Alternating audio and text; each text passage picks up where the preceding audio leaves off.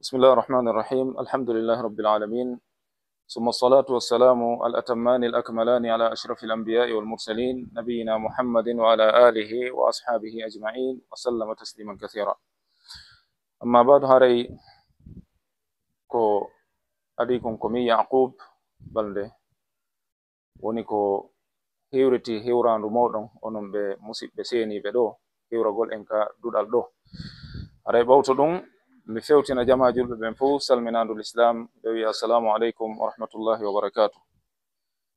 haray en jarni allah subhanahu wa ta'ala e yettimo e dendagal nemaji ɗi o nemini en no jeeya e muɗum waɗugol en neɗɗanke waɗugol e yimɓe julɓe. haray ɓawto ɗum hiɗen jarna kadi mawɓe nde nokkure ɗo jangel bori centre ɗo, hiɗen jarna mawɓe nde nokkure ɗo, hiɗen du'anoɓe.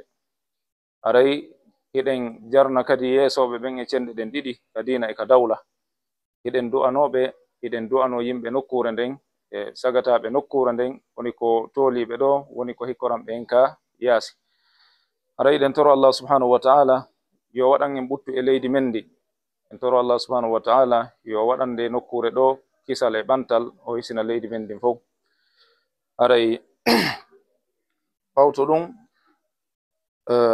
no tinirɗon ni nde nokkure ɗo ko adi kon ko jeyande e cuuɗi allah ɗin subhanahu wa ta'ala, tawde ko juulirde woni ɗo.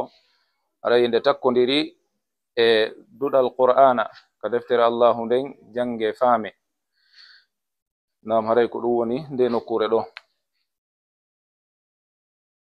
haray en andi ko allah subhanahu wa ta'ala tagiri en kon ko fiye rewmo, o tagirali en fi goɗɗungo. haray non ngal dewal ɗon e wawi ngal waɗirde no haniri no wo, si tawi en andinike kaɗo dina, en andinike dina kan. haray andinagol dina kan ko ɗum ɗo woni hunde mawnude nde tawata jama on no hani wattitande yila e muɗum fota ko hina seeɗa. tawde si woni ko tagiraɗa kon ko dewal a andinaki no dina kan, andinaki dina kan no rewirte, haray onti heɓi ella molanaɗo. kadhalika ka fiyakuji meɗen gurda, si tawi neɗɗo on o jangali, a wawata sennidirde ko honɗum allahu yiɗi ko honɗum allahu añi. a wawata sennidirde ko ngal gollal ɗo dagi ha ko ngal gollal ɗo harmi. a wawata kadi huwodirde e tagore allahu nden e none ɗaɓɓaɗo on. haray tippude ɗiɗo en andi ko e gandal ngal teddungal meɗen woni, ko e gandal ngal kisal meɗen woni, ko e gandal ngal malore meɗen woni. haray non ɗiɗo fo si moɓodiri e hunde holli hittugol hunde nden, haray ko nde hanuɗen hittinde ka ɓerɗe meɗen fota ko hina seeɗa. haray jama julɓe ɓen yo ɓeydu wattitande yila e fi jande ɓeygureji ɗin.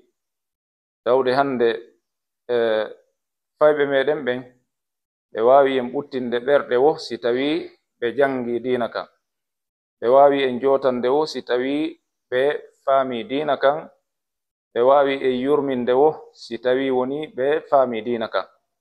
haray ɗum ɗo ko hunde hanande wattitaneyde ele fota ko hina seeɗa.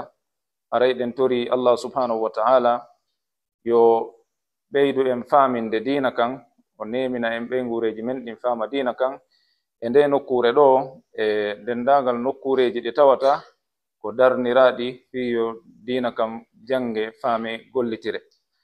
haray ɗen tori allah subhanahu wa ta'ala ka hombugol ɗo ɓe talibaɓe ɓe tinuɗe yeeso meɗen ɗo, yo allah subhanahu wa ta'ala arsikuɓe gandal nafaygal ngal. haray onon kadi allah subhanahu wa ta'ala windana on barjali mon ndin, o waɗana on ɗum ka mandankeji mo yawma alqiyama, yawma la yanfau malu wala banun illa man ata allaha bi qalbin salim. wallaymo mo allahu walli wo sikki ala o foolay. haray yo allah waɗu en fooluɓe ka gurdam meɗen, o waɗa en malaɓe. sallallahu wa sallim wa barika ala nabina muhammadin wa ala alihi wa ashabihi wa sallama tasliman kathira wa akhiru da'wana alhamdulillahi rabbil alamin.